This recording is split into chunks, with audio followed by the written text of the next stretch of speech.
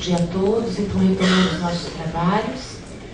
Estamos ansiosos para ouvir aqui os ensinamentos que estão anunciados pelo professor Najib Slay na noite de ontem, já, da sua esposa, a professora Cristina, que vem aqui nos brindar com a sua palestra sobre o dever judicial do julgamento de mérito. Então, passamos a palavra à professora Cristina. Bom dia a todos. Eu gostaria de iniciar agradecendo a GEMESC por essa oportunidade de estar aqui ministrando uma troca, né, de informações, de conhecimento para todos vocês, e agradecer na pessoa da doutora Ana Cristina, doutora Mônica, diretor-geral Cláudio, doutor Cláudio, e todos os presentes. E eu gostaria de saber, assim, antes de iniciar, só para ter uma noção, todos aqui são alunos da GEMESC, é isso? E mais ou menos, assim, iniciando o curso ou próximo de terminando ou diversificado? Diversificado. Tem iniciantes aqui? Tá.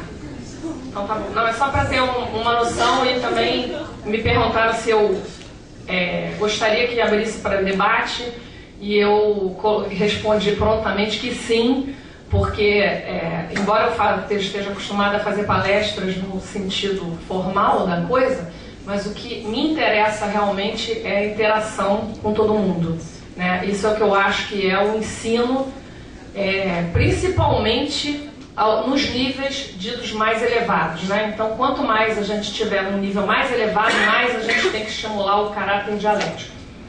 E eu não sei se eu agradeço ou se eu transfiro a responsabilidade da minha palestra para a doutora Mônica, porque, assim, eu cheguei aqui ontem com um roteiro, né, à noite, só um roteiro. E depois da palestra do Najib, eu já mudei na minha cabeça tudo que eu ia falar. No caminho vindo para cá, eu fui mudando mais. E hoje, depois da sua palestra, eu não sei se eu fico nesse enfoque que eu sou apaixonada, que ela falou, ou se eu volto para o meu tema. Então, se por acaso houver assim, algum desvio, né, ou eu me perder um pouquinho no caminho, alguma coisa, eu posso me socorrer da ilustre palestrante ali, porque a sua palestra realmente foi um encanto. E queria começar falando para vocês que me chamou muita atenção, eu não tenho como não falar sobre isso, foi sobre a homenagem feita ao desembargador Solon, que eu não conheci, mas confesso que tive uma inveja salutar de vocês que o conheceram, porque, assim, eu senti nas palavras do discurso que foi feito da homenagem um sentimento verdadeiro, e que até me emocionou, não apenas por eu ter perdido também meu pai no ano passado, mas principalmente pelo exemplo pelo que foi colocado, ele deixou, né? Então eu queria começar essa palestra fazendo uma pergunta para vocês. Por que vocês estão aqui? Na linha do que ela falou, que certamente ninguém está aqui por acaso. Ainda que alguém no futuro descubra que não vai ser a magistratura, porque a escola aqui prepara para qualquer concurso, não é isso? Não é só a magistratura não, né? É focado para a magistratura, mas não impede que a pessoa tente para o Ministério Público, para a Procuradoria ou qualquer outra coisa, ou até mude de carreira, né? Porque me chamou muita atenção a colocação da doutora Mônica quanto a essa questão do você colocar tudo da sua vida em cima de uma coisa. Isso é muito danoso, porque o peso que você coloca ali já vai muitas vezes desviar de que você alcance isso. Então, eu queria começar falando sobre gratidão, que foi uma palavra que me chamou muita atenção, e as pessoas que me conhecem, né, vocês estão me conhecendo hoje, e eu um pouquinho de vocês hoje também, mas da minha parte, eu quero agradecer a oportunidade de estar aqui, porque, nossa, minha cabeça está assim, fervilhando lá fora ontem, fervilhando aqui, fervilhando o tempo todo, porque às vezes a gente se sente muito sozinho. Não sozinho no sentido afetivo, né? Até porque com um marido desse não dá para realmente me sentir sozinho, posso ter outros problemas, Mas esse realmente eu não tenho, até porque a gente faz muita coisa semelhante, muita coisa mesmo. Até o violino que a gente aprende é semelhante. Eu só não cheguei na loucura de fazer alemão como ele está fazendo. E um dia ainda chegou para mim: se você me amasse, você faria alemão. Aí eu falei: a dona Helena, a senhora, sua mãe, deve estar muito bem. E eu acho que sim, já tem alguns anos que ela partiu. Espero que esteja melhor do que a gente. Ah, que fofo, E aí, assim, eu falei: que expectativa é essa? Até alemão eu tenho que aprender, né? E aí, no grau da expectativa, eu te agradeço, porque assim, ele não coloca nem um pouquinho de expectativa, né? A gente dá aula na pós-graduação, às vezes até juntos. Eu também já escrevo artigos, publiquei um livro, outro em coautoria, devo publicar o terceiro ainda esse ano. A gente vai fazer lançamento no Rio, tá? Quem quiser acompanhar pela página, por acaso estiver de bobeira pelo Rio, estão convidados. Mas essa expectativa é realmente complicada e a gente tem que tomar cuidado com essas expectativas. E aí o meu tema é dever judicial de julgamento do mérito. Então eu vou abordar alguns pontos só sobre esse assunto. E aí, começando, para a gente falar, a gente tem que pensar, né? O que seria a atividade jurisdicional que a gente aprende, né? O dever... essa atividade de dirimir conflito de interesses, né? O que é lide? Lide, no sentido carnelutiano, é o conflito de interesses qualificado por uma pretensão resistida ou insatisfeita. Então a gente aprende lá na faculdade, na graduação, nos cursinhos, o quê? Que o juiz ele tem que aplicar a lei ao caso concreto e que a atividade jurisdicional é dirimir conflito de interesses. E aí a gente pensa assim, e esse é o foco: o que é dirimir conflito de interesses? Quando o juiz recebe uma petição inicial, ele tem que decidir qualquer coisa. Ele não pode ficar sem decidir. Chegou a uma situação concreta, não tem lei sobre isso, eu não tenho a menor ideia do que eu faço. E aí, ele pode chegar e dizer: manda pro tabelar? Como ele gosta de usar, vai de reto, Satanás, eu não tenho a menor ideia do que eu faço, eu pulo pela janela, se eu puxo a cordinha. Alguns até na prática fazem isso, né? O doutor sabe disso, dou por impedido ou por suspeita, esse inferno, que aí a pessoa não decide. E aí a gente tem, quando você recebe a petição inicial, você tem, por exemplo, que analisar as condições da ação, os pressupostos processuais. E o juiz, muitas vezes, ele extingue o processo em julgamento de mérito. Você vai dizer que ele não apreciou aquele processo? Você não pode dizer isso, porque ele apreciou. Em princípio, ele apreciou. Ele deu uma sentença, julgou, vai caber o recurso, a pessoa interessada vai recorrer, e muitas vezes acontece isso. O processo é extinto sem análise do mérito, ou seja, não é apreciada a pretensão, que a gente falou tanto ontem, né? E a diferença entre o interesse e a pretensão é exatamente que o interesse ele é estático e a pretensão ela é dinâmica. Então, um exemplo da água que a doutora Ana falou, que ele gosta muito de falar, é: você tem a água, eu estou olhando para a água, então eu tenho um interesse, só tenho um interesse, ele está estático. A partir do momento em que eu pego o copo, e aí agora vou deixar vocês com raiva, bebo a água, ele passou a ser uma pretensão dinâmica. E o que é o pedido? O pedido nada mais é, o pedido juridicamente no processo, nada mais é do que a pretensão posta em juízo. Então, se eu tenho aqui uma relação jurídica com ela, de um contrato de locação, por exemplo, ela está me devendo 6 meses com essa cara fofa, ninguém pode dizer que ela está me devendo, mas ela está. E aí eu fico: doutora Mônica, paga o aluguel, e ela não paga. Aí ela: não, mas você sabe, né, eu estou namorando aquela pessoa. Doutora, a Mônica também ajuda, né? Aí a outra Mônica fala assim: mas aquele cara não tinha melhor, não, mas ele é maravilhoso, ele é muito bonito, ele é isso, ele é aquilo. E eu gastei, porque aí eu levei lá, pronto. E enquanto isso eu estou sem o meu aluguel. Se a gente resolver essa questão, essa relação jurídica de direito material está resolvida. Se a gente não chegar a um acordo, você vai ajuizar a ação para receber aquele crédito. Quando você faz isso, esse pedido de recebimento do aluguel, colocado na ação, ele é justamente o pedido. Essa pretensão posta na ação é o pedido, nada mais que isso. E quando a gente fala de que o juiz ele tem que analisar o pedido, e a gente aprendeu aqueles conceitos, não sei nem se vocês ainda aprendem agora, de pedido imediato, que a petição inicial tem que ser aquele primor dos requisitos todos absolutamente perfeitos. Senão o juiz faz o quê? Extingue sem julgamento de mérito. Com fundamento aonde? Na maioria das vezes ele joga lá no 284, quando não preenchidos os requisitos do 282 e do 283, ou então ele faz uma coisa assim melhor, né? Que foi o que eu passei. Eu cheguei na dívida ativa do município, largada lá, com ódio de direito tributário. Vocês veem o que a vida faz. Eu tinha horror a direito tributário. Aí estava como substituta, rodando de mês em mês, de repente, à noite, a senhora amanhã está na dívida ativa. Eu falei, como assim? Não, a senhora está na dívida ativa. Eu falei, ah, tá, com outro juiz. Não, senhora, o juiz anterior se aposentou e a senhora vai assumir sozinha um lugar que só lida com tributos, dívida ativa do município. É uma vara de fazenda pública que só tratava disso.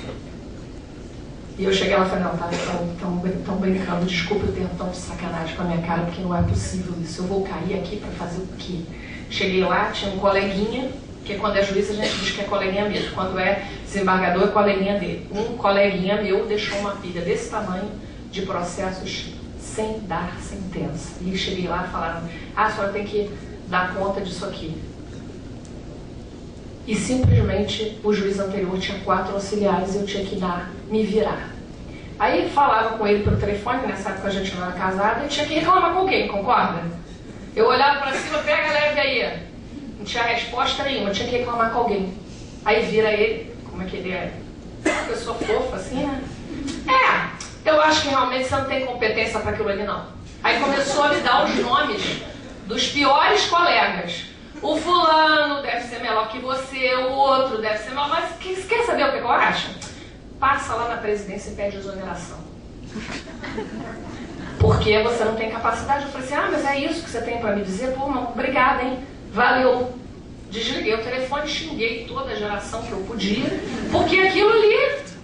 Mas ele fez uma coisa de propósito, que foi o quê? Mexer com a minha autoestima. Ah, quer dizer que você não dá conta, mas o idiota daquele deve mental lá, daria, o outro daria, mas você é pior, né? Eu me lembro que ele usava essa expressão, você é pior, você realmente é muito pior, você não tem condição. E detalhe, vou confessar aqui, quando eu fiz concurso para magistratura, eu sabia de direito tributário o beabá do beabá. Porque eu não gostava, eu tinha bloqueio com aquela desgraça daquela matéria. Aí o que a vida me faz? Me joga numa área que só tinha isso. Eu falei, não é possível que isso esteja acontecendo comigo. Até porque pilhas de juízes passaram pela magistratura inteira e nunca souberam o que era uma dívida ativa, porque justamente eu fui cair naquela desgraça. Aí como eu já gostava de refletir da área filosófica, psicológica, eu falei assim, para de reclamar. Não vai adiantar nada. E no primeiro dia ainda peguei uma confusão de terceirizados que queria fazer uma greve, porque tinha os funcionários da justiça, mais os terceirizados. Aí, doutora, tá lá o fulano, que ele ganha R$300 por mês, ele disse que o filho tá doente, não sei o que lá, quer falar com a senhora, e eu falei, não é possível, tudo junto ao mesmo tempo. O que eu fiz? Comecei a estudar, isso é uma outra dica que eu queria dar para vocês. Todo mundo tem uma matéria que não gosta. Quem chegar aqui e disser que gosta de todas, pode marcar com a doutora Mônica para ontem. Que alguma coisa está muito séria. Ou o cara não se conhece em nada, ou ele tem algum problema. Que tem que ter alguma matéria que você não gosta. Então o que eu fiz? Comecei a estudar o direito tributário pelo direito constitucional. E aí comecei a estudar pelos votos do Supremo. Porque eu pegava o livro de direito tributário, os mais lidos, eu achava que era um horror, por causa do bloqueio. E aí eu comecei, o ministro Carlos Mário Veloso, vocês devem ter ouvido falar, que se aposentou, eu sou tiete dele. Porque eu lia, é isso, concordo e tal. Aí começava a fazer, fiz uma sentença belíssima de 32 laudas de IPTU progressivo, contra todos, seguindo só a linha dele. E não queria nem saber, e fui andando. E a partir dali, eu comecei a perceber que o direito tributário não era aquele, louva a Deus, como é que é, monstro. Não era nem um louva-a-deusinho, ele não chegava a ser talvez nem uma abelhinha. E eu estava vendo aquilo do tamanho do monstro. Aí ele ficou mexendo comigo, porque 1 ano depois eu fiquei nesse lugar, 2 anos e meio. 2 anos e meio passando o diabo, cheguei a ser coordenadora dessa doideira.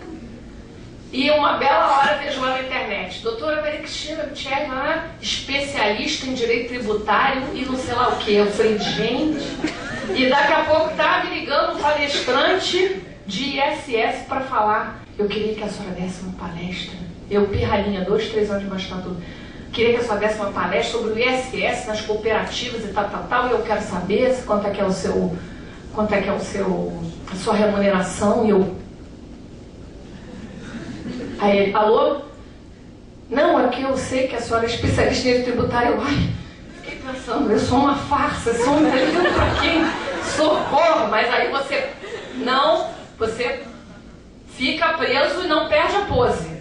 Primeiro você aceita, depois você vê o que você vai fazer. Aí eu aceitei e aí a minha secretária, doutora, que fantástico, eu tô aqui quase que eu não trouxe. Aí a sua remuneração, não, eu vou fazer o seguinte, aí você usa uma coisa ótima. Finalidade pública ou é uma entidade privada? Tem fins lucrativos ou é não sei o quê? Não, a gente tem fins lucrativos, mas não é tanto assim. Eu queria que a senhora me dissesse. Eu não tinha a menor ideia quanto que eu ia cobrar por uma palestra no Hotel Glória sobre isso. Aí quando eu falei com ele, o que? Você vai dar palestra no Hotel Glória? Ele não sei quantos anos para ser chamado para o Hotel Glória. Eu falei, mas eu vou. E o que você fez? Não, menos. Eu fui pro Hotel Glória, foi um sucesso, ele ainda foi me tirar das perguntas depois e tal. Claro que eu fiquei em pânico, estudei. Aí eu falei, mas a minha sentença é contrária ao seu entendimento, eu quero ser muito fidedigno. Não tem problema, a gente sabe, a gente já viu no sei lá onde essa sentença, no site, sei lá onde é que foi que vira e tal. E aí por isso é que é importante você saber que toda vez que a vida te colocar um problema, eu sei que tem horas que a gente tem vontade de gritar e você não tem nem força de onde puxar isso, mas não veja isso como uma coisa ruim, veja como uma oportunidade. No ISO, a minha vara é certificada pelo ISO, a gente tem muito raio do contribuição de melhoria. Você tem que ter, né, na gestão. Então vejam os problemas como contribuições de melhoria. E aí, voltando de novo ao tema, eu comecei a me questionar justamente na dívida ativa, porque eu substituí esse coleguinha que ele tinha uma etiqueta.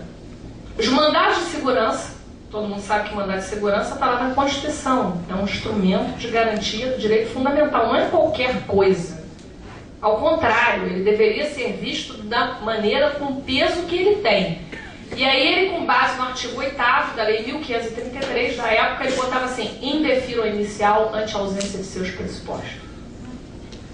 Aí eram muitos processos, aquele monte. Aí eu olhei e falei assim, peraí, por que ele indeferiu o inicial? Não tem nada que indeferir aqui. Se ele achou que não dava para dar liminar, ele rejeita a liminar ou transfere a cognição da liminar para depois da notificação da autoridade impetrada. E eu achei aquilo um absurdo, comecei a ficar revoltada. Então eu comecei a desenvolver, fiz uma decisãozinha padrão, reconsiderando, porque indeferimento da inicial, vocês sabem que é uma das únicas hipóteses em que o juiz pode reconsiderar, né, no indeferimento da inicial, naquele prazo de 48 horas, então eu usei aquele prazo de 48 horas, reconsiderei tudo, fiz um padrão, como se fosse uma etiqueta, reconsiderando, tendo em vista presentes os requisitos, reconsidero, aí eu dava liminar, eu mandava notificar, e a partir dali eu fui começando a pensar nessa situação, que a meu ver é muito gravosa, de você, como juiz, ver a petição inicial e pensar assim, eu vou indeferir. Como? Não sei. Alguma coisa está errada. E a gente tem muito isso. Ou o cara indefere ou o cara julga improcedente. Que também, dependendo da fundamentação, é muito mais fácil. Então, esse exemplo que o Najib deu ontem, da pessoa no concurso, que tinha 9 preliminares, ele acolheu a primeira, está na cara que o concurso não é para você acolher a primeira. Porque qual o conhecimento que você vai demonstrar com isso? Então, eu comecei ao longo da carreira a me revoltar com esse tipo de entendimento. E o meu tema é exatamente isso. O julgar o mérito, a apreciação do direito material, eu sustento que ele é um dever do juiz. Claro que a gente não pode dizer que em todas as situações você vai chegar ao mérito. Tem algumas situações que são intransponíveis e realmente o juiz vai ter que extinguir sem julgamento de mérito. Legitimidade, por exemplo, se a pessoa não tiver legitimidade, não tem como você julgar a favor dela. Agora, na maioria dos casos, por incrível que pareça, você tem como afastar questões processuais que não sejam nulidades, né? Porque até a nulidade está lá no artigo 250 do Código de Processo Civil, a teoria do aproveitamento dos atos processuais. Então, tudo aquilo que puder ser aproveitado, pade nulité sangrif. O que quer dizer isso? Não há nulidade sem prejuízo. Então, se aquele processo tem uma nulidade, mas dá para aproveitar os atos processuais, você aproveita, desconstitui aquilo dali e continua. Então, isso tem que ser uma visão. E essa visão vem de onde? Vem da Constituição. Esse é o principal ponto que eu queria falar. O processo civil ele não pode mais ser visto pelo Código de Processo. Principalmente esse código desgraçado que a gente ainda tem e que, com a graça de Deus, ele vai ser substituído pelo novo.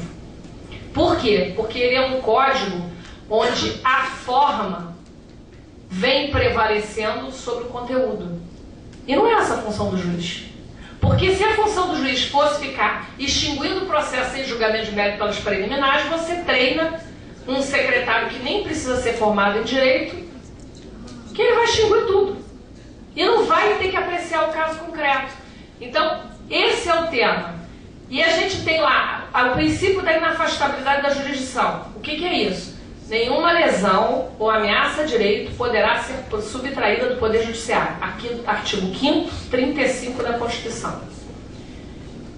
Por que será que a Constituição de 88 colocou essa expressão, nenhuma lesão ou ameaça? Porque ali ela está resguardando não só a lesão concreta, mas a possibilidade da lesão. Antes dela acontecer, você tem um instrumento de garantia. Então, as chamadas medidas de urgência, que não dá tempo de falar aqui, de extinção, tutela antecipada e cautelar, essa coisa toda, se a gente colocá-las no gênero medidas de urgência, como o novo CPC vai falar, você tem que saber que a fonte dessas medidas de urgência não é o Código de Processo Civil. Tá? Por favor, quem puder escrever, a fonte não é o Código de Processo Civil, nem da tutela antecipada, nem da cautelar. Por que que não é? Porque vem da Constituição. A Constituição é que está falando, nenhuma lesão ou ameaça a direito será subtraída do Poder Judiciário. Então, a gente tivemos algumas situações, inclusive uma lei de 94, que trata, eu só não me lembro agora o número, mas ela é de 94, esqueci agora o número dela, que trata de situações onde você não pode dar a liminar. Vencimentos, por exemplo. E aí começou essa discussão. Não, a Fazenda Pública falava assim, o juiz não pode dar liminar contra o poder público por causa dessa desgraça dessa lei. E aí o que aconteceu? Essa discussão foi ao Supremo e o Supremo falou que essa lei ela era constitucional. E aí o que aconteceu? Veio a ação declaratória de constitucionalidade número 4, que disse o seguinte, o acautelar, as medidas de urgência, é inerente ao julgar. Por quê? Porque na Constituição tinha a ação declaratória de inconstitucionalidade, onde estava prevista a liminar. Mas na ação declaratória de constitucionalidade não tinha essa previsão. Então, o juiz não pode dar a liminar na ação declaratória de constitucionalidade, porque não está previsto. E aí o Supremo veio, quem puder anotar, a DCM número 4, para ver depois. Fantástico, ele disse o seguinte, o acautelar é inerente ao julgar. O que significa isso? Se você tem o poder de julgar do artigo 5º 35, você tem que ter o poder de dar essa medida de urgência. E não precisa lei nenhuma te dizer isso. E se vier uma lei te dizendo isso, essa lei precisa ser interpretada conforme a Constituição. Tá? E então, aí vem a questão da inafastabilidade da jurisdição. Junto com esse princípio constitucional, a gente tem o princípio da duração razoável do processo, que está lá no artigo 5º, inciso 78. O que diz esse princípio da duração razoável do processo? Ele diz mais ou menos o seguinte: a todos no processo judicial e administrativo é assegurada a duração razoável do processo. A todos no processo judicial e administrativo. O que significa que não é só no processo judicial, é no processo administrativo. É assegurada a duração razoável do processo com os meios e recursos a ela inerentes. Então, esse princípio que foi alçado ao patamar de princípio constitucional, que antes era de nível infraconstitucional, o que ele veio trazer? Uma situação muito importante. Primeiro, porque ele é tão importante que o nível dele sequer é constitucional. Ele é um nível de direito fundamental internacional. O Brasil, todos vocês sabem, é signatário do Pacto da São José da Costa Rica, e desde lá, dos direitos humanos, já tinha a previsão da duração razoável do processo. Então, por incrível que pareça, a nossa Constituição não fez nada demais. Ao nosso ver, nem precisaria estar escrito expressamente na Constituição. Por quê? Ele decorre de todo o ordenamento jurídico. Mas por que foi importante colocar na Constituição? Porque aí as pessoas não tinham mais como dizer que ele não estava ali escrito. E o novo CPC, isso que eu queria colocar para vocês, ele prevê expressamente o princípio da duração razoável do processo.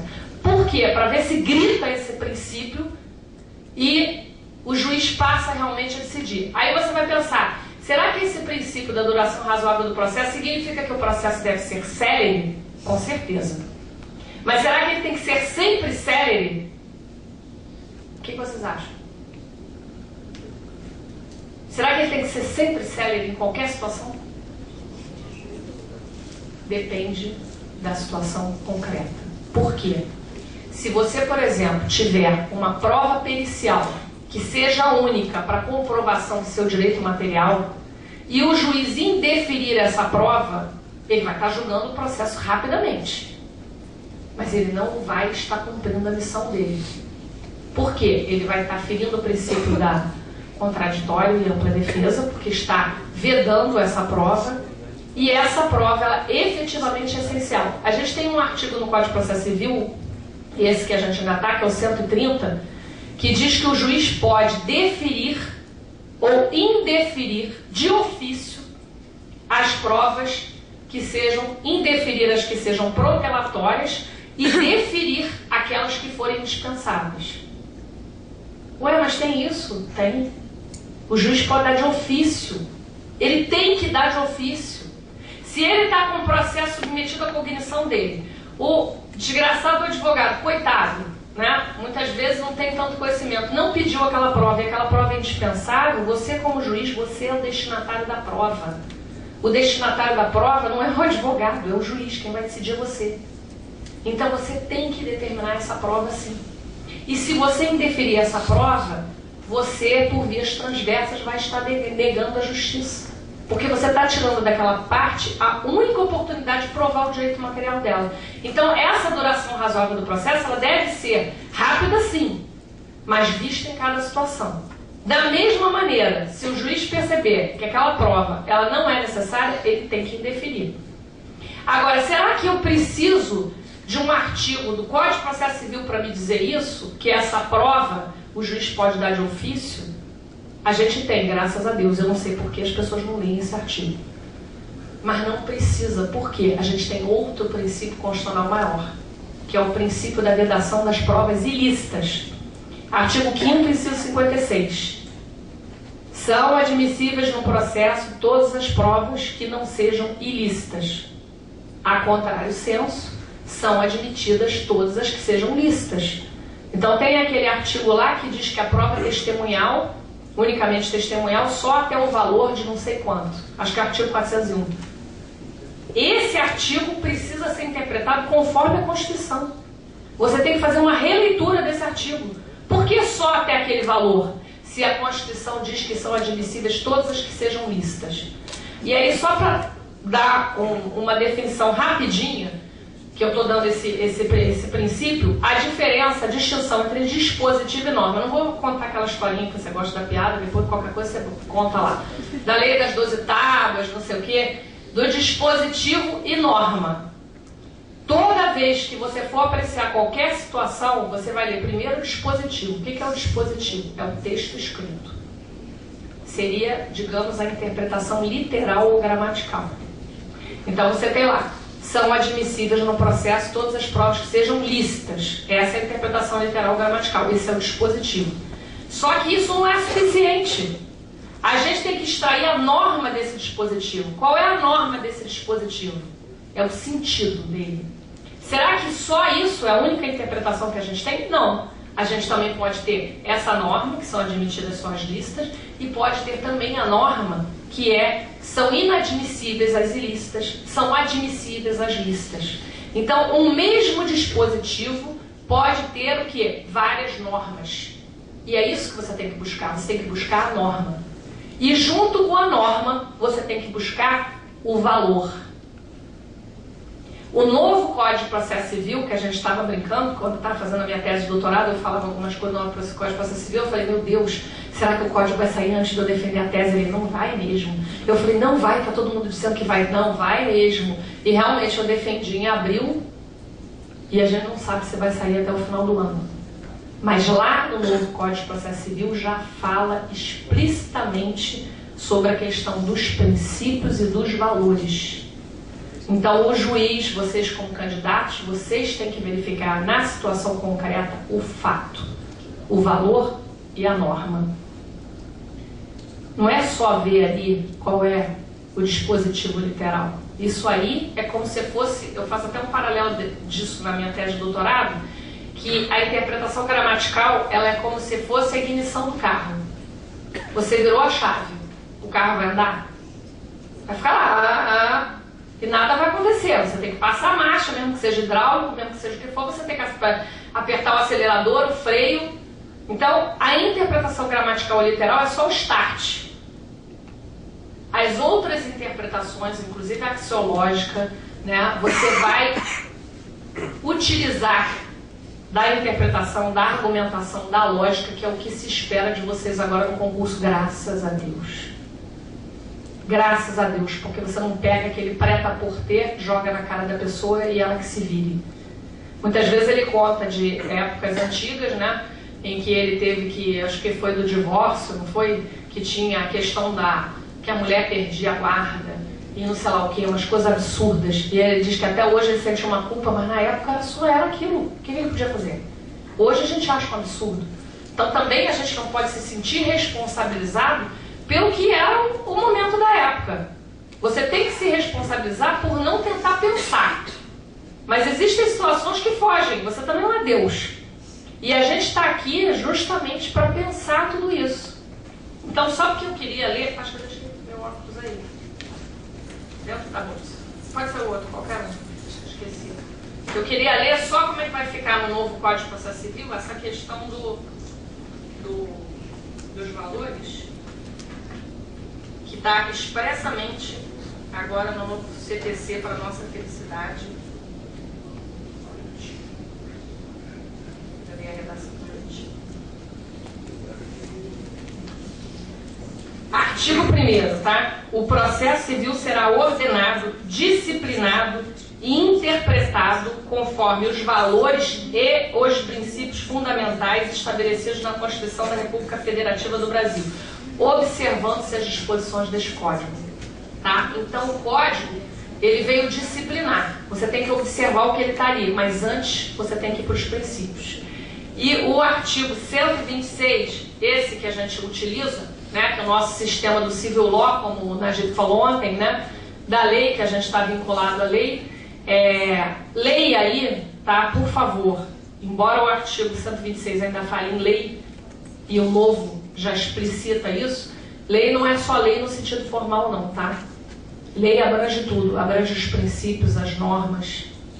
E aí o nosso 126 fala assim: nenhum juiz se exime de sentenciar ou despachar alegando lacuna ou obscuridade da lei. Ou seja, se a lei for obscura, se não tiver lei, ele não pode chegar e dizer que não vai apreciar o caso em tela. E aí vem dizendo assim: no julgamento da lide aplicar-se-á as normas legais e não as havendo analogia, os costumes e os princípios gerais do direito. Agora, o novo CPC, ele já deu a redação que realmente é a correta. Tá aqui. É o artigo 119 do novo CPC. O juiz não se exime de decidir, alegando lacuna ou obscuridade do ordenamento jurídico. Não é mais da lei, é de todo o ordenamento jurídico. Cabendo no julgamento aplicar os princípios constitucionais, as regras legais e os princípios gerais de direito. E, se for o caso, valer-se da analogia e dos costumes. Tá? Então, o novo CPC e o Fux, realmente, ele é um herói nisso, porque eu imagino o quanto que ele deve ter brigado para conseguir colocar isso, que para vocês pode parecer uma coisa simples, mas não é. Porque isso também é uma questão psicológica. Como assim o direito tem uma questão psicológica até na elaboração das leis? Tem. E se vocês forem ensinados dentro da escola da magistratura a não pensar, a regra é essa, pronto. Isso aqui é óbvio, pronto. Isso é uma questão psicológica dos operadores que vocês já são e continuarão sendo. E aí, vou colocar aqui, a responsabilidade passa a ser de vocês. Porque vocês estão num momento de vida muito melhor do que ele passou, de uma geração da minha, porque a geração de vocês está tendo essa oportunidade de ter isso. A ENFAM colocou lá a ENFAM, né, da Escola Nacional de Formação e Aprimoramento dos Magistrados, e a resolução do CNJ colocou essas disciplinas como obrigatórias do concurso. Ah, meu Deus, vai ficar muito pior? Não, não vai ficar pior. Vai ficar até um conhecimento, a meu ver, mais difícil, porque vai exigir um raciocínio. Mas em termos de justiça, é um avanço enorme. E aí você tem, na Giga ontem colocou a questão da equidade e da legalidade. Porque a gente fica, não, nosso sistema civil law é a lei, Só que, cada vez mais, a gente tem exemplos concretos de aplicação da equidade. Eu vou dar exemplo para vocês, uma questão que eu peguei na Vara Civil, de onde eu sou titular, há 9 anos, dessa Vara Civil.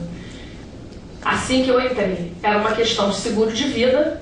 Uma pessoa pobre tinha feito um seguro de vida para a família e faleceu. E no contrato tinha um prazo de carência. Esse prazo era de 2 anos. Ele pagou todas as prestações, 2 dias antes desse prazo, ele faleceu. E aí a família ingressou pedindo, porque a seguradora negou a cobertura do seguro sob o fundamento seguinte: não, a carência está aqui, tem a carência contratual, negou o pedido. E aí entrou, ajuizou essa ação, pedindo que como é que se diz? A seguradora fosse condenada, obrigação de condenação, né, do 20 parágrafo 3º, a pagar aquela quantia. E aí, só que o processo, eu cheguei, o processo já estava andando. Aí foi para o Ministério Público, o Ministério Público opinou, né, porque o Ministério Público opina, deu o parecer, negando o pedido, dizendo o seguinte: embora lamentável a situação, fez um parágrafo só lamentando a justiça, opinava, tinham menores, tá? Opinava pela improcedência do pedido, porque pacta sunt servanda, o contrato tem que ser observado. E eu lá naquele desespero caí numa vara horrorosa, para variar, né? Porque vocês não vão pensar que vocês, como juízes substitutos, vão cair numa vara boa, porque isso não existe. Então estava eu lá naquele desespero, e aí eu olhei aquilo ali e falei: meu Deus, isso aqui não é possível, eu vou dar isso aqui. Mas como é que eu vou dar? Já tem até um parecer contra, um parecer de quem defende os interesses do menor contra. Aí eu pensei, falei lá com a minha secretária: eu vou dar, agora eu vou começar a pesquisar onde que eu vou arrumar o fundamento para dar isso aqui. E aí, só que tinha um monte de processos, não dava tempo. Eu pensei, relação de consumo, ninguém tem dúvida, né? Aí de repente veio assim esses insights. Quando vierem esses insights, não pensem que vocês estão loucos, não. Escreve pelo menos, se a autoestima estiver muito baixa, escreve num papelzinho assim a ideia, porque isso se chama insight. Veio o insight, eu falei: equidade. Eu vou sair pela equidade. Por quê? Qual é o conceito de equidade? A equidade nada mais é do que a autorização que o legislador dá ao juiz de aplicar, naquele caso, a solução mais conveniente, oportuna e adequada. De que maneira? Conforme ele queira? Claro que não.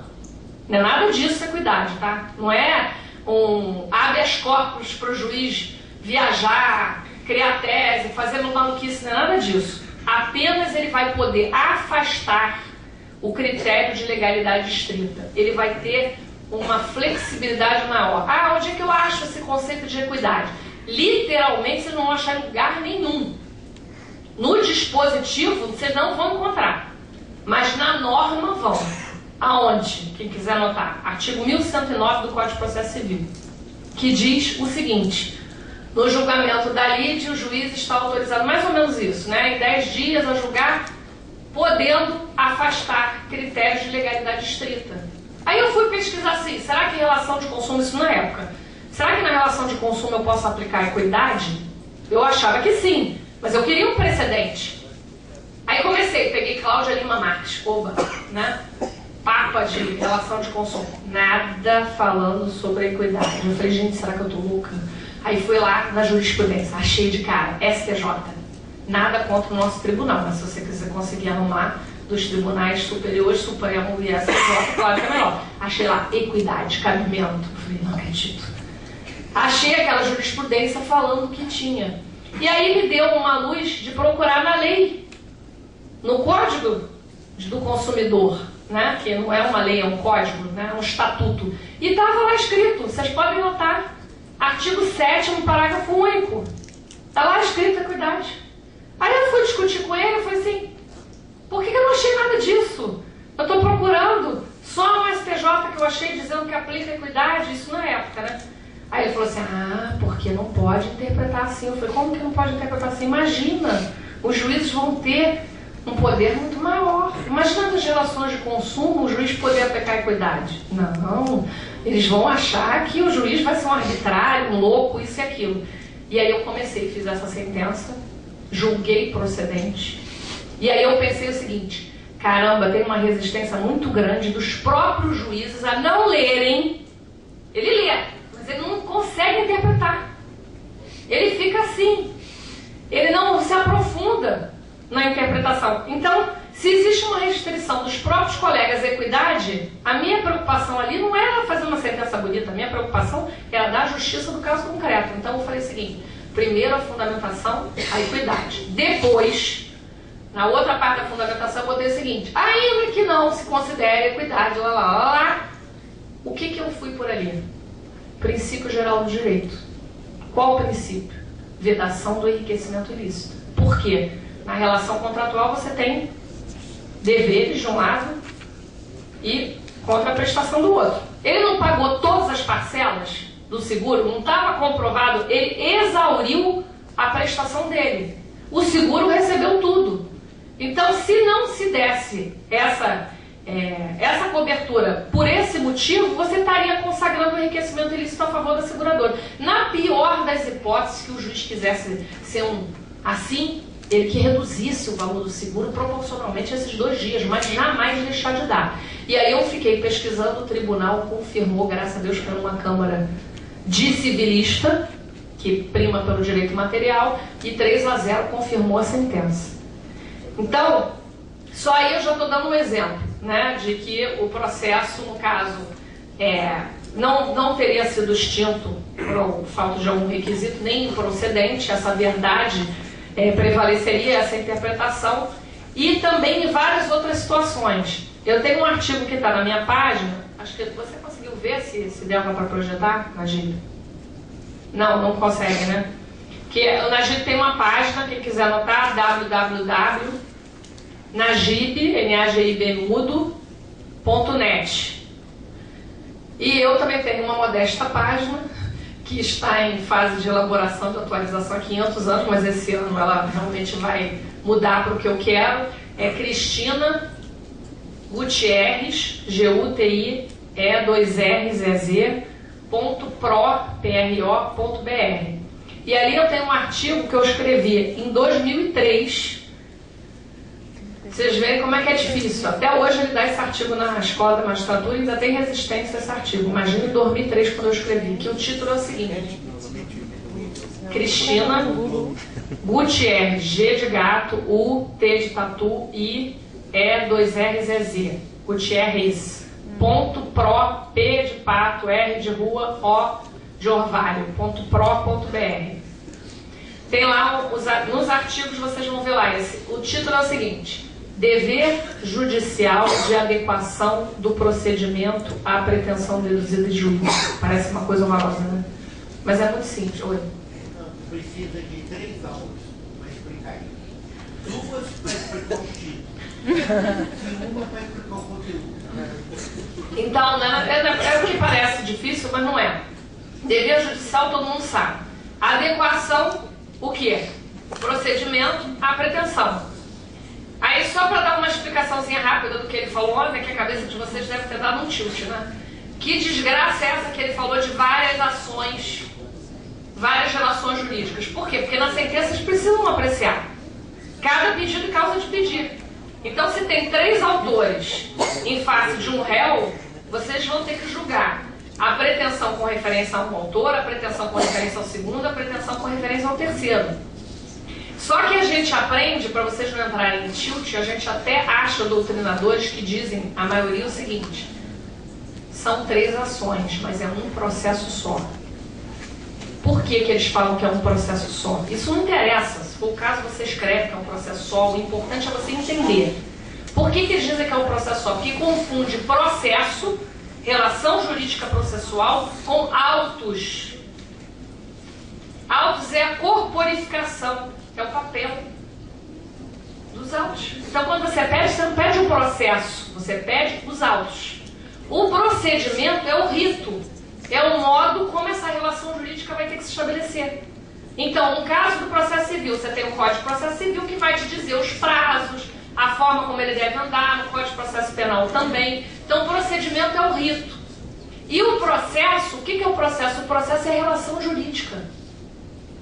É igual uma relação jurídica, uma relação prevista entre 2 ou mais pessoas, previstas quando é prevista no ordenamento jurídico, você ingressa, passa a ser relação jurídica processual, autor, juiz e réu.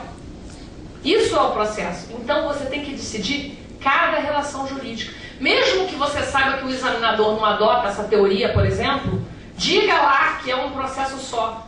Mas o que importa é que você tem que decidir todos esses pedidos. Não sei se estou conseguindo fazer entender. E como é que eu vou saber quando tem acumulação de pedidos e pretensões ou só uma acumulação que não é pretensão? Eu tenho uma técnica que eu criei para ensinar para os meus alunos, que não está em livro nenhum, eu que criei isso, assim, didaticamente, que é o seguinte: toda vez que você puder separar isso, é uma ação diferente. Então, por exemplo, a pessoa ajuizou a ação, 3 ali estão reclamando de um contrato qualquer. Elas poderiam entrar separadas? Se não for aquele caso de litisconsórcio que seja unitário com a mesma decisão, elas poderiam, litisconsórcio facultativo. 3 pessoas sofreram um acidente, cada uma teve uma lesão, quiseram entrar juntas contra a empresa de ônibus. Poderiam entrar separadas? Poderiam, mas entraram juntas, por economia processual. Então, o juiz vai ter que apreciar cada uma dessas. Agora, e honorários? Honorários também não é um pedido? Será que aí eu tenho 2 processos? Não, porque honorários, ainda que não se peça, é a consequência lógica do pedido principal. Então isso não é uma outra ação, a não ser que você esteja cobrando os honorários decorrentes de um contrato. Agora, os honorários normais de cada ação, ele é uma mera decorrência do pedido. Então, tudo isso tem que ser verificado. E aí, uma outra coisa muito importante é a gente pensar o que significa natureza jurídica. Alguém sabe responder o que é natureza jurídica? Os concursos adoram perguntar isso. O que é a natureza jurídica de não sei de quê? Aí eu falando com ele, que eu estudando, eu comecei a perguntar para os bambambãs o que era a natureza. Claro que eu sei, né? Eu quero ser. Ninguém me respondia porcaria nenhuma, não achava o raio da definição do que é essa desgraça dessa natureza jurídica. E ela é importantíssima. Porque quando você for analisar alguma coisa, você tem que ver a natureza jurídica. O que é a natureza jurídica? É como aquilo se situa dentro do ordenamento jurídico. Então, vamos dar um exemplo. Por exemplo, a reconvenção. Qual é a natureza jurídica? Alguém tem dúvidas que ela é uma modalidade de defesa? Não. Mas ela não é só isso. Ela também tem natureza de ação. Você, na reconvenção, você como réu passa a ser autor. Então, a natureza jurídica, se você fosse dizer o que é reconvenção, modalidade de defesa, modalidade de ação, parará, parará. Então, quando a gente vê, por exemplo, condenação e honorários, eu queria muito dar esse exemplo para vocês, não sei se eu vou conseguir explicar, porque ele não é muito simples. O Najib falou lá, 20 parágrafo 3º e 20 parágrafo 4º, a condenação tem que estar ali, dos honorários. Então, se for condenação de pagar, vai ser o 20 parágrafo 3º. Nas outras situações, vai ser o 20 parágrafo 4º, onde tem entre os critérios o valor da causa. O que aconteceu com esse processo que eu peguei?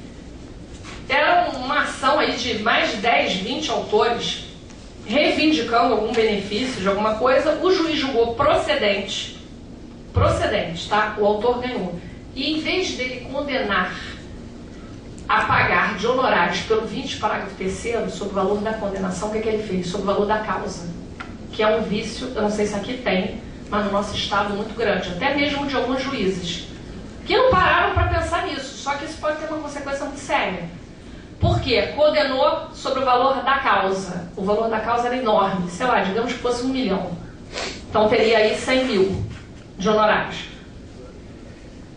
A empresa lá recorreu, ganhou. Foi reformada a sentença para julgar improcedente o pedido. O coleguinha dele botou assim, reforma a sentença e inverta os ônus sucumbenciais. Aí o que aconteceu? O cara, além de... O advogado, olha que desgraça desse advogado. Ele chegou, disse para o cliente dele, ganhamos uma fortuna, eu ganhei honorários. De repente ele faz até um abatimento nos honorários que ele concordou com o cliente, porque está ganhando muito bem. E agora o tribunal reformou e inverteu os ônus sucumbenciais. Então prevaleceu os 10% do valor da causa, que era um absurdo. E aí? Claro, a empresa começou a cobrar os honorários. Olha que situação.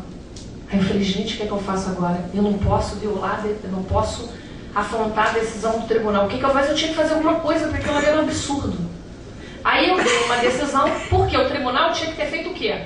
Reformou e fixa o valor. Não inverto os ônus da causa. Como é que o cara julga improcedente e ele vai ter que pagar 100 mil de honorários?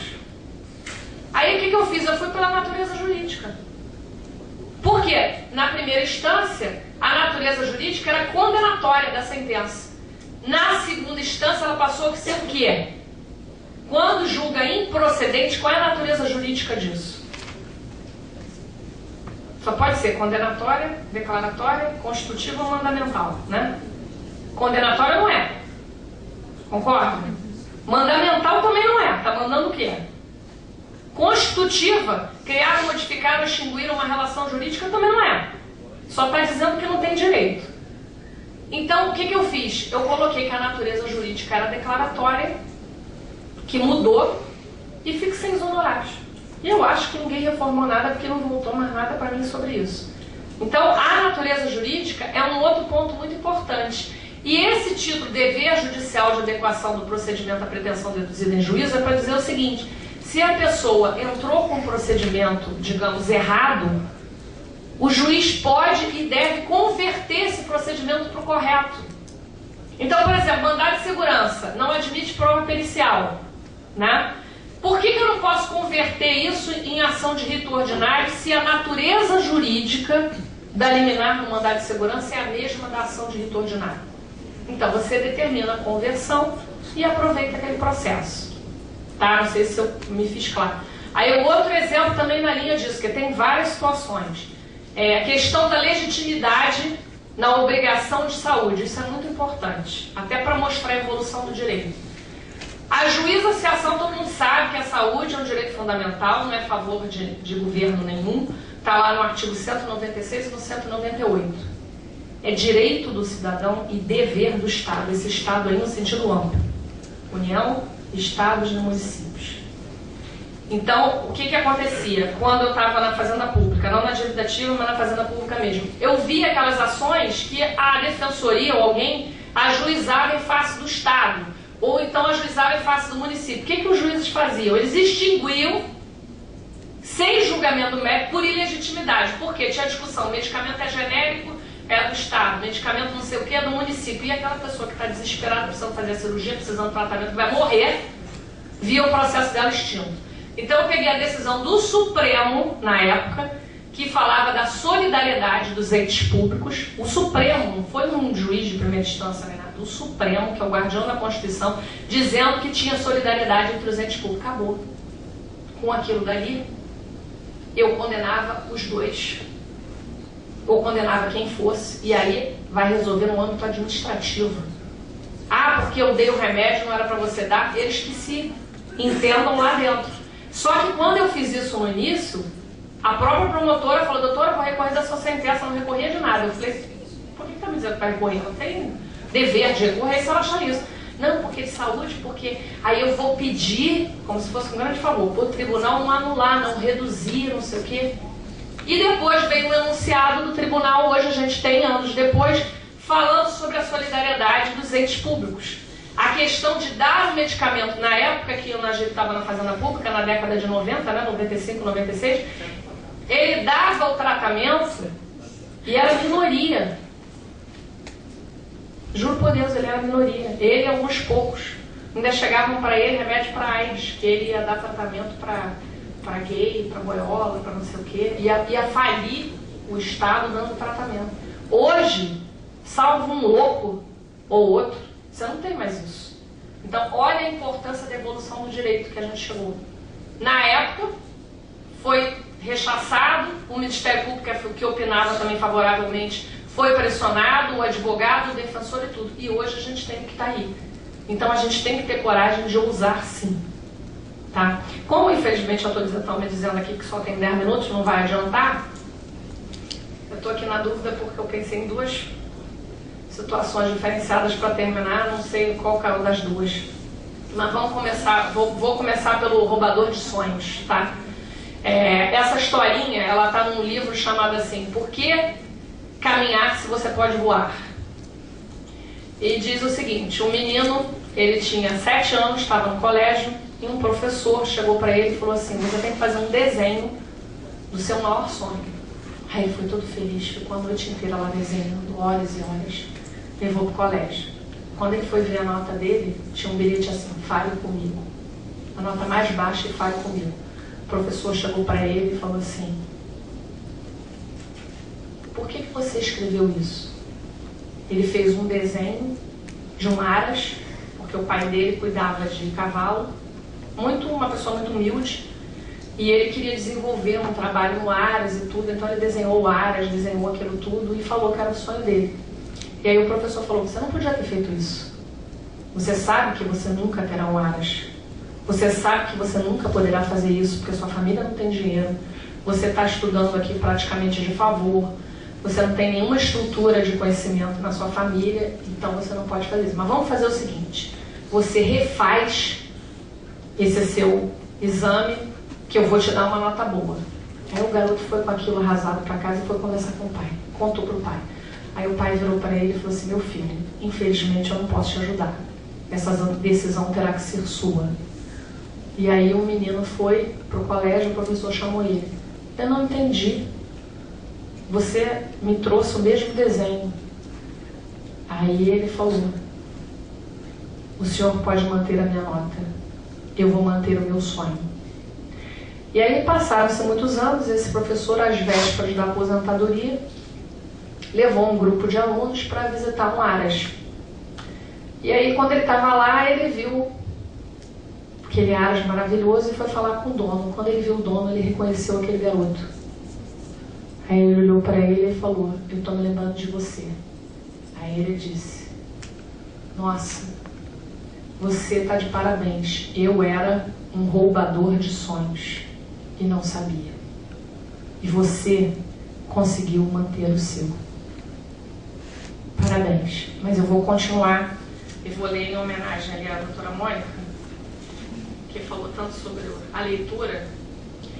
O título desse texto é Homens Livros. Já que a gente aqui está primando pelo conhecimento, todos nós temos que ler algum tipo de livro. O universo é uma imensa livraria. A Terra é apenas uma de suas estantes. Somos os livros colocados nela. Da mesma maneira que as pessoas compram livros apenas pela beleza da capa, sem pesquisarem o índice e o conteúdo do mesmo, muitas pessoas avaliam os outros pela aparência externa, pela capa física, sem considerarem a parte interna. Outras procuram livros com títulos bombásticos, sensacionalistas, histórias de terror ou romances profundos. Também é assim com as pessoas. Há aquelas que buscam sensacionalismos baratos, dramas alheios ou apenas um romance. Somos homens livros lentos uns aos outros. Podemos ficar só na capa ou aprofundarmos nossa leitura até as páginas vivas do coração. A capa pode ser interessante, mas é no conteúdo que brilha a essência do texto. O corpo pode ter uma bela plástica, mas é o espírito que dá brilho aos olhos. Também podemos ler nas páginas experientes da vida muitos textos de sabedoria. Depende do que estamos buscando na estante. Podemos ver em cada homem livro um texto espírito impresso nas linhas do corpo. Deus colocou sua assinatura divina ali, nas páginas do coração. Mas só quem lê o interior descobre isso. Só quem vence a ilusão da capa e mergulha na vida íntima da vida de alguém descobre seu real valor humano e espiritual. Que todos nós possamos ser bons leitores conscientes, que nas páginas de nossos corações possamos ler uma história de amor profundo, que em nossos espíritos possamos ler uma história imortal. E que, sendo homens livres, nós possamos ter leituras interessante e criativa nas várias estantes da livraria Universo. A capa amassa e as folhas podem rasgar, mas ninguém amassa ou rasga as ideias e sentimentos de uma consciência imortal. O que não foi bem escrito em uma vida poderá ser bem escrito mais à frente, em uma próxima existência ou além, mas com toda certeza será publicado pela editora da vida na estante terrestre ou em qualquer outra estante por aí. Muito obrigada.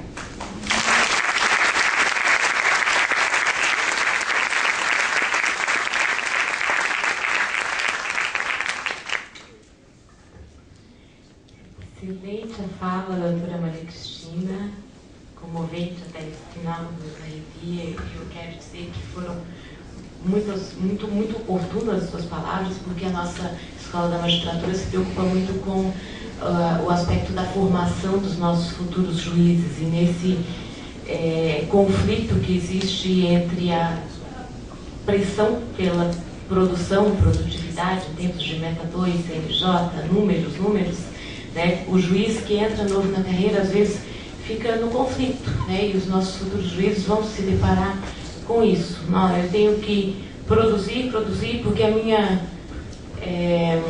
o meu mérito para promoções, né, é medido pelo número pela quantidade de sentenças. E a qualidade, onde é que fica, né? Então, nesse conflito qualidade e quantidade, como é que eu vou me posicionar? Só que o nosso compromisso do juiz do século XXI, graças a Deus, né, é com o jurisdicionado, é com a justiça na decisão, é com a resolução do conflito, não é com o número. É muito mais fácil, como a doutora Cristina falou, vamos extinguir, vamos anular, vamos indeferir inicial e pronto, é um a menos, é uma pilha que vai se reduzindo. Não é isso que se espera. A gente espera que se solucione, que se resolva, que se preste a jurisdição, que se dê justiça, porque um processo que se indefere, uma sentença mal feita, um caso mal julgado, depois anulado e retorna. Quer dizer, não resolve nada. Então a parte espera 5 anos, o processo é mal julgado, o tribunal faz voltar tudo atrás e aquilo que ia demorar 8, demora 20. Quer dizer, que justiça é essa? A gente tem que mudar isso, até porque a legitimidade do nosso trabalho, a legitimidade do juiz na sociedade depende da aceitabilidade da decisão no meio social. E por isso que é importante também que o juiz vivencie a realidade daquele meio em que está vivendo. O mito da imparcialidade judicial já não subsiste, não existe mais. A gente herdou uma cultura do século passado, eu também sou do século passado, dona Gide, de que o juiz não pode se misturar com a sociedade, o juiz está à parte. Não, isso é lá da Idade Média, que o juiz era funcionário, né, do rei. Não, isso não existe mais. O juiz é um membro da sociedade, o juiz também tem responsabilidade social, o juiz também, exatamente, o juiz também tem, também é responsável pelo meio ambiente, o juiz também tem que se preocupar em deixar um futuro para o seu filho, o juiz também é parte naqueles direitos difusos e coletivos que estão lá para ele julgar, ele também tem interesse nisso. Então o mito da imparcialidade do juiz já não existe. Se vocês pegam lá nos manuais e nos doutrinadores mais antigos, o juiz é absolutamente imparcial, critiquem, repensem, pensem a respeito. Né? Isso já não subsiste, não é mais assim. Pena que a gente está ali na pressão pelo horário, porque estamos esperando lá no Zaicô para almoçar, mas nós vamos ter a oportunidade de conversar mais a respeito disso, né? E vamos, no período da tarde, voltar a conversar sobre isso. Então, eu quero só saber se alguém tem alguma pergunta, ou vamos deixar, vocês vão continuar conosco no período da tarde, eu espero. Sim, doutor Magir, doutora Cristina. E alguém tem alguma pergunta para a doutora Cristina? Regulamentando os cursos de direito. Está bem explícito lá. Nós temos que pensar a situação concreta, a pesquisa. Se estiverem com medo, o momento é agora, gente. Medo de quê? E só fazer uma ponte no que a doutora Mônica falou, essa situação da sabotagem, tá? Infelizmente ela não termina quando vocês passam no concurso não, tá? Ela vai continuar ao longo da carreira. E enquanto vocês não passarem é mais fácil. Porque aí, não passou. Aí depois fica, cara, juiz está perguntando, como é que pode? O outro tá doido para perguntar. Não, mas o outro tá olhando para cá e vai pensar que eu sou burro. Não, esse mito aí que passou no concurso, se você entrar nessa, você tá numa furada sem mais volta. Passei no concurso para saber tudo, mas não vai mesmo. Não vai. Você vai ter que quebrar a cabeça, consultar, pesquisar, perguntar também. Escolhe um colega que não seja aqueles afetadíssimos e discute. Ou se você não souber nada, você pega isso daí. Eu me conheço alguma coisa, tem que servir para resolver isso aqui. Se tiver ruim, o tribunal reforma. Vou fazer o quê? Tava para isso. Aí às vezes nem para isso tá, mas tudo bem. Entendeu? Eu falo isso para os meus alunos, eu quero que pergunte, fale, entendeu? Porque a aula tem que ser interativa. Se você fica ali só sem perguntar, por incrível que pareça, você não está se expondo, mas o seu grau de conhecimento, ele cai. A exposição faz parte da vida, não tem muito jeito, né, doutora? Às vezes é melhor a gente se expor e até se arrepender, talvez, pelo que fez, do que ficar, caramba, devia ter perguntado, devia ter ido lá, aquela garota podia, quem sabe, talvez, aqui dentro, e eu não tive coragem, mas que coisa, que pusilânime que eu sou. Nem assim vocês vão perguntar nada. Eu não trouxe qualquer idiota, assim, não sei, não entendi. Será que é litispendência? Será que é não sei o quê? Oba, um corajoso, vamos lá.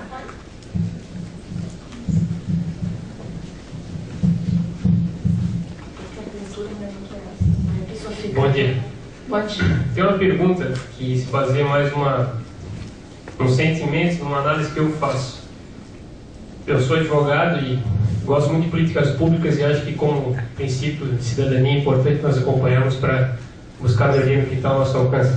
Todavia eu percebo, e não sei se cabe ao juiz ou não, e essa vai ser a base da minha pergunta, que atende um pouco naquilo que o professor Magir perguntou da responsabilidade civil e das consequências. Até que ponto cabe ao juiz conhecer as políticas públicas envolvidas na sua jurisdição para que a responsabilidade judicial possa ser concretizada na sentença? Olha, essa pergunta aí merecia talvez uns 500 seminários e mesmo assim não daria para responder. Por quê? Foi objeto um questionamento parecido na Escola da Magistratura num curso que o Nagito coordenou sobre normatividade jurídica. E foi muito interessante porque os próprios juízes começaram a questionar coisas que eles nunca pensaram, né? A gente está indo para um caminho e existe muita discussão em cima disso, até que ponto é salutar ou não. O Supremo, por exemplo, está resolvendo questões que, em princípio, não seria da alçada dele. A própria questão da união estável, homoafetiva, em tese era para ter uma lei. A lei não saiu. Por quê? Por causa da exposição. O que acontece é o seguinte: o judiciário é a última porta que o cidadão tem. Então, se o executivo não cumprir o papel dele, se o legislativo não cumprir o papel dele, o que o judiciário vai poder fazer? Ele tem que resolver. Pode ser até que se chegue à conclusão de que foi excessivo, num outro momento se reduz essa atuação, mas faz parte. O que vai fazer? A questão do feto anencefálico, eu juro para você, eu não gostaria de ter que decidir isso. Imagina a coitada da pessoa que já está naquele dilema, que não precisa de pior. Ela já tem um dilema dela, emocional, cristão, religioso, raio do nome que quiser, e ela tem que ir ao judiciário para pedir autorização. Por quê? Mas o que o Supremo vai fazer? Se tiver ali, ele tem que resolver. Eu dou graças a Deus, nesse momento da minha vida, de não estar lá, porque eu não queria estar naquela situação. Mas o judiciário, que ele não pode dizer que ele não vai dar solução nenhuma. A questão da homoafetividade. A gente falou muito aqui sobre a transferência, isso que eu acho que é muito perigoso para o juiz, e daí porque a gente defendemos que deveria ter um apoio, né, ou o próprio juiz fazer terapia por conta dele, ou ter um apoio na instituição, porque para você julgar o outro, você tem que se conhecer muito. Para você saber, eu estou me transferindo aqui, vou julgar contra, ou vou julgar a favor. A questão da união homoafetiva é uma coisa tão séria até hoje, e a pressão que o Supremo sofreu foi uma coisa absurda. Por quê? Porque as pessoas que são contra, né, eu digo contra não concordar ou discordar, mas contra a concretização do direito constitucional. Isso que é sério. Elas se projetam. Às vezes tem um filho que acha que, na verdade, ele não se assumiu como gay, mas o pai acha que é gay, ou ele tem algum problema com referência a isso pela educação que ele sofreu, e a gente vê isso. Coleguinhas dele, teve um que deu um voto absolutamente emocional, só faltou dizer interna, mata o cara, e não é nada disso. O que o Supremo foi decidir foi a questão do direito. Contra a discriminação. Ah, mas será que vai poder adotar? Será que vai poder... Isso aí vai ser o desdobramento. Não temos solução para estar por ter ainda não. Essa decisão do Supremo, que foi inédita, ela não definiu tudo não. Ela só definiu: vamos garantir esse direito. Não vamos ter a discriminação. Então, se aquelas duas pessoas, por sentimento, por isso, resolveram se unir, ninguém tem nada com isso. Mas se um ficou a vida inteira lá do lado do outro, ele não vai ter direito a uma pensão, ele não vai ter direito a alguma coisa. O que é isso? Eu tenho formação católica, na GIP também. Ele brinca dizendo que é devoto de Santa Terezinha, ferrenho. Eu sou do Menino Jesus de Praga, vim de uma formação toda assim, e a gente foi dar palestra sobre isso. E como constitucionalistas defendemos os direitos. Não significa que a gente esteja dizendo: ah, eu quero que minha filha seja lésbica, meu filho seja gay. Também, se tivesse que ser, também a gente tem que encarar. Goste ou não goste. Mas isso não significa que você está tomando partido, esse absurdo. Ah, agora está defendendo, né? As escolas vai ter que estimular. Não é isso. É contra a discriminação. E a discriminação qualquer uma. A discriminação do gay, a discriminação do bairro. Eu lembro disso, eu na UERJ, na Universidade do Estado do Rio de Janeiro, um professor famoso perguntou para um amigo nosso, que mora no Leblon, que largou tudo para morar no kitnet, porque tinha trauma de onde ele morava, e o professor ali para ele: vamos dar um exemplo. Você mora onde, amigo? Não ouvi. Verdade. Não escutei. Era morte para ele. Você está com algum problema? Você não sabe falar, não, meu filho? Aí ele: piedade. Mas aquele piedade deve ter rasgado ele até a alma. Ele se sentiu discriminado. Essa questão das mulheres no concurso, qualquer coisa vai ser uma discriminação. Isso que ele está falando: ah, o cara é muito bom para ler, para escrever, ele é um parecerista brilhante, eu não consigo redigir muito bem. Mas o cara para falar é uma desgraça. E o outro é brilhante para falar e é ruim para escrever, ele vai ser discriminado. Então, o que a gente tem que lutar é contra a discriminação. da sua palestra, que eu fiquei encantadíssima, é isso. Não queiram ser produto do que acham, não. Isso é um inferno. Você deu o exemplo, desculpa, mas eu não vou. Você vai me desculpar, mas eu não vou resistir. Porque ela falou, não sei quem só estudava, só fazia não sei o que, estivesse com a mesa toda arrumadinha, papel nenhum. Esse aqui, como é que você vai fazer isso?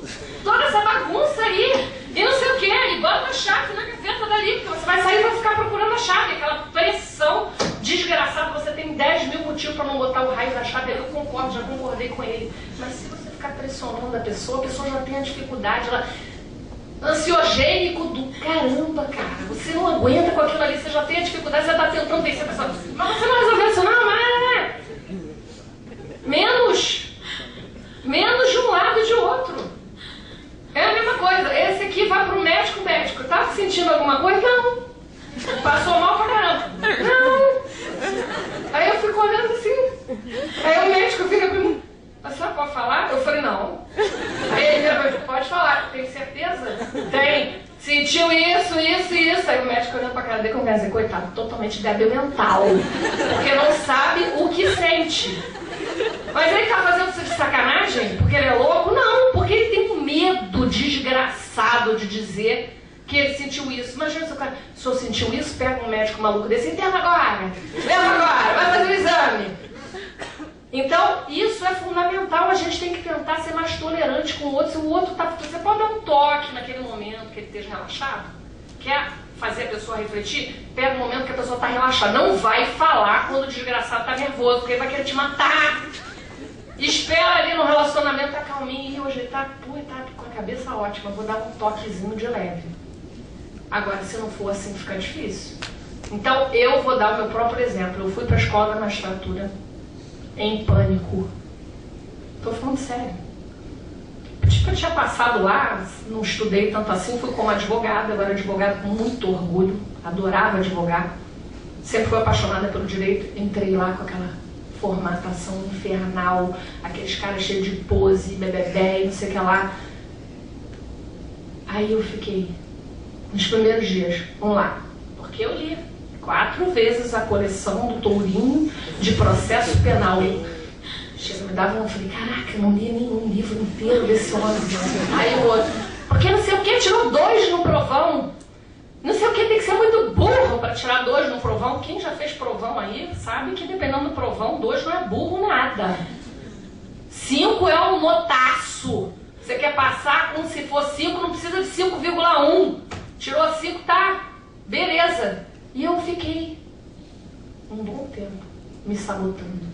Nossa, como eu me sabotava. Eu falei, gente, eu sou muito burra, eu sou uma estúpida, eu nunca vou ler essa quantidade, não vou passar. Até que eu comecei a aprender, que hoje em dia não é mais novidade nenhuma, graças a Deus para vocês, que as inteligências são diferentes. E a inteligência emocional está sendo a principal. Então não é aquela inteligência, aquele teste de QI imbecil não serve mais para nada. Vocês vão ler neurociência, aquele teste não serve mais nada, só serve para formatar o cara daquele jeito. O que tem o QI daquela forma alto, não precisa fazer mais nada porque já aprendeu tudo. Quer dizer, um dano horrível para ele. E o que não tem é o débil mental. E não é isso. Aí eu descobri o seguinte, a minha inteligência, agora até mudou porque eu já superei um pouquinho isso, mas a minha inteligência era mais auditiva do que de leitura. Que isso? Como é que eu vou ser mais inteligente ouvindo do que lendo? Mas eu era, o que eu vou fazer? Agora até já dei um passo enorme nesse outro lado, mas na época era. E se eu não conseguisse me aceitar, eu não ia passar, porque eu não li 10 vezes as coleções de ninguém. Como advogada, que eu era advogada, eu gostava de ler aquilo que me interessava. Então eu era muito rápida, e ficava pensando. Adorava ir para as palestras até hoje. Essa daqui, com certeza, você não tem noção de quanta coisa já veio na minha cabeça. Porque eu ouvia e ficava pensando no raciocínio e pela interação. Então, não sei se eu te respondi não, entendeu? Mas se eu não te respondi, você como advogado vai continuar pensando juntos. Um dia a gente terá uma saída, uma solução também, não sei se a gente vai ter não, mas uma saída pelo menos já é alguma coisa. Mais alguma pergunta? Mas parabéns, tá? Aquela situação que você sabe qual é, que você está com medo de enfrentar, pode ir nela que você vai dar certo. Hoje foi uma demonstração disso. Gostaria de convidar o Dr. Najib e a doutora Mônica Vasconcelos para